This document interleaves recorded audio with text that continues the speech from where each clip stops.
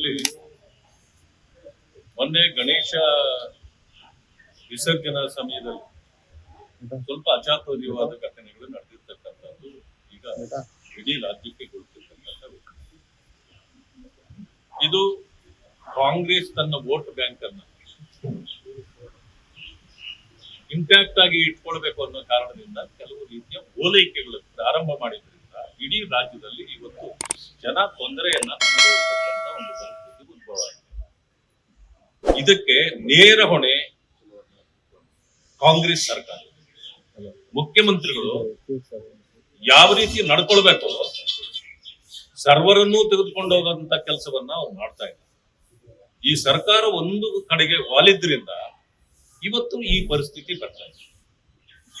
ಸರ್ವರಿಗೂ ಸಮಪಾಲು ಸರ್ವರಿಗೂ ಸಮಮಾಡು ಅಂತ ಹೇಳ್ತಕ್ಕಂತ ಒಂದು ಸರ್ಕಾರ ಇದೇ ನಡ್ಕೊಳ್ಬೇಕಾಗಿತ್ತು. ಮತ್ತೆ ಗಣಪತಿ ವಿಸರ್ಜನೆಗೆ ನೀವು ಅವಕಾಶವನ್ನು ಕೊಡೋದಿಲ್ಲ. ಇವತ್ತು ಚಿತ್ರದುರ್ಗದಲ್ಲಿ ಒಂದು ದೊಡ್ಡ ಇವತ್ತು ಪ್ರತಿ ವರ್ಷದಂತೆ ಅಲ್ಲಿ ಪದ್ಧತಿಯಂತೆ ನಡೀತಾ ಇದೆ. ಅಲ್ಲಿ SP ಅವರಿಗೆಲ್ಲಾನು ಈಗಾಗಲೇ ಆದೇಶ ಹೋಗಿದೆ, ಯಾವುದೇ ಕಾರಣಕ್ಕೆ ಪರ್ಮಿಷನ್ ಕೊಡಬೇಡಿ. ಏನ್ ನಮ್ಮೂರಿನಲ್ಲಿ ನಮಗೆ ನೀವು ಪರ್ಮಿಷನ್ ಕೊಡ್ಬೇಕಾ?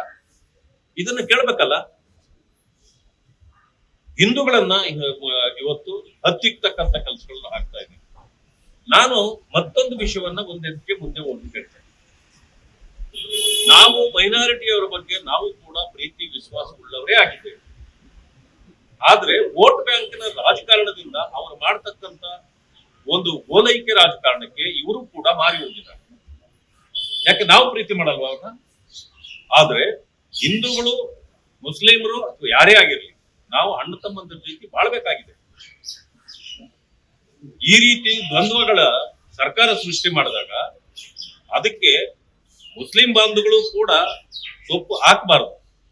ಆದ್ರೆ ಕೆಲವೇ ಕಿಡಿಗೇಡಿಗಳು ಮಾಡ್ತಕ್ಕಂತ ಒಂದು ಈ ಕೃತ್ಯಗಳಿಗೆ ಇವತ್ತು ಎರಡೂ ಸಮುದಾಯಗಳು ಬಲಿಯಾಗ್ತಾ ಇವೆ. ಇದನ್ನ ನಾವು ಸಹಿಸಿಕೊಂಡು ಸುಮ್ಮನೆ ಕೂತ್ಕೊಳ್ಳಕ್ ಆಗೋದಿಲ್ಲ.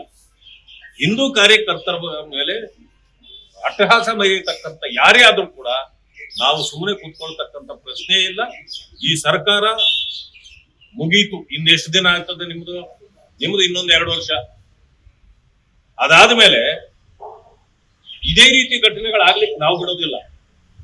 ಹಿಂದೂ ಮುಸ್ಲಿಂ ಬಾಯಿ ಅಂತಕ್ಕಂಥ ಮಾತಿದೆಯಲ್ಲ, ಅದನ್ನು ನಾವು ಉಳಿಸ್ಬೇಕಾಗಿದೆ. ಅದು ನಮಗೂ ಗೊತ್ತಿದೆ.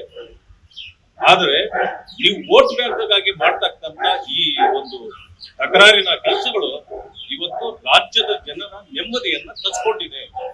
ಆ ದೃಷ್ಟಿಯಲ್ಲಿ ಸರ್ಕಾರ ತನ್ನ ನಿಲುವನ್ನ ಪ್ರಕಟಿಸಬೇಕು. ಇವತ್ತಿನ ದಿವಸ ನಾವು ಏನು ಮಾಡ್ತಿದ್ದೀವಿ? ನಾವು ಸಂವಿಧಾನಿಕಾತ್ಮಕವಾಗಿ ಅಧಿಕಾರ ಮಾಡ್ತಿದ್ದೇವ, ಇಲ್ಲ ಬರೀ ನಮ್ಮ ವೋಟ್ ಬ್ಯಾಂಕ್ಗಾಗಿ ಮಾಡ್ತಿದ್ದೇವ? ಈಗ ಜನ ಪ್ರಶ್ನೆ ಮಾಡ್ತಿದ್ದಾರೆ. ಅದಕ್ಕೆ ಅವರು ಉತ್ತರ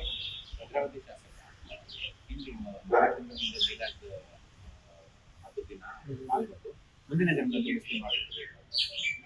ಬಯಕೆ ಅವ್ರದೇ ಭದ್ರಾವತಿಯಲ್ಲಿ ಪಾಕಿಸ್ತಾನ ಪರ ಕೂಡ ಮುಳುಗಿದೆ ನೋಡಿ.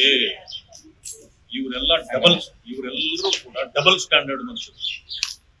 ನಾನು ಒಂದೇ ಮಾತಿನಲ್ಲಿ, ಯಾರು ಮುಸ್ಲಿಂ ಆಗಿ ಹುಟ್ಟಬೇಕು ಅಂತ ಅನ್ಕೊಂಡಿದ್ದಾರೆ ತಡೆದವ್ರು ಯಾರೀಗ ಅವ್ರನ್ನ? ಈಗಲೇ ಮುಸ್ಲಿಂ ಆಗ್ಬಹುದು, ಆಗ್ಲೇ. ಈಗ ಧಾರ್ಮಿಕ ನಂಬಿಕೆಗಳಿಗೆ ನಮ್ಮ ದೇಶದಲ್ಲಿ ಅಡೆತಡೆ ಇಲ್ಲ. ಅವರ ನಂಬಿಕೆಗಳನ್ನ ಅವರು ಮಾಡ್ಬೋದು. ಆದ್ರೆ ಹಿಂದೂವಾಗಿ ಹುಟ್ಟಿದ್ದೇನೆ ಅನ್ನೋದಕ್ಕಿಂತ ಅವ್ರಿಗೆ ನಾನು ಮುಸ್ಲಿಂ ಆಗಿ ಹುಟ್ಟೇನೆ ಅಂದ್ರೆ ಇದ್ರಲ್ಲಿ ಸತ್ಯ ಇದೆ ಅನ್ಕೊಳ್ತೀರಾ? ಸತ್ಯ ಇದೆಯಾ ಇದ್ರಲ್ಲಿ? ವೋಟ್ ಬ್ಯಾಂಕ್ಗಾಗಿ ಈ ರೀತಿಯ ಮಾತುಗಳನ್ನ ಆಡಿದ್ರೆ ಬೇರೆಯವರು ಕೂಡ ಅವ್ರಿಗೆ ಬುದ್ಧಿ ಕಲಿಸ್ಬೇಕಾಗ್ತದೆ. ನೀವು ಮುಂದಿನ ಜನ್ಮದಲ್ಲಿ ಹುಟ್ತೀನಿ ಅನ್ನೋದಕ್ಕೆ ಮೊದಲೇ ಹುಟ್ಟಬೇಕಾಗಿತ್ತು. ಇವಾಗ ಯಾರು ಬೇಡ ಅಂದಿದ್ರ? ಈಗ ಯಾರಾದ್ರೂ ಹುಟ್ಟಿರೋ ನಾವು ತಡೆದಿದ್ದೀವ? ನಾವ್ ಯಾರು ತಡೆಯೋದಿಲ್ಲ. ಹುಟ್ಟೋರು ನೀವು ಎಲ್ಲೆಲ್ಲಿ ಬೇಕಾದ್ರೂ ಹುಟ್ಕೊಳ್ಳಿ. ಆದ್ರೆ ಈಗ ಹುಟ್ಟಿದಿರಲ್ಲ, ಯಾವ ಧರ್ಮದಲ್ಲಿ ಹುಟ್ಟಿದ್ದೀರಿ ಮೊದಲು ಅದರ ಋಣ ಸೇರಿಸಿ. ಈ ರೀತಿ ಓಲೈಕೆ ಮಾಡಿ ನೀವು ಬಹಳ ದಿನ ಜೀವಂತ ಇರಕ್ ಆಗೋದಿಲ್ಲ ರಾಜಕೀಯವಾಗಿ ಅಂತಕ್ಕಂಥ ಮಾತನ್ನು ಹೇಳಲಿಕ್ಕೆ ಬಯಸ್ತೇನೆ. ಲೇಟೆಸ್ಟ್ ಹಾಗೂ ಇಂಟ್ರೆಸ್ಟಿಂಗ್ ಸುದ್ದಿಗಳಿಗಾಗಿ ಬಾಸ್ ಟಿವಿ ಕನ್ನಡ ಚಾನೆಲ್ನ ಸಬ್ಸ್ಕ್ರೈಬ್ ಮಾಡಿ. ಹಾಗೆಯೇ ಬೆಲ್ ಐಕಾನ್ ಪ್ರೆಸ್ ಮಾಡಿ. ಇದರ ಜೊತೆಗೆ ಫೇಸ್ಬುಕ್, ಇನ್ಸ್ಟಾಗ್ರಾಮ್, ಎಕ್ಸ್ನಲ್ಲೂ ಮಿಸ್ ಮಾಡದೆ ಫಾಲೋ ಮಾಡಿ.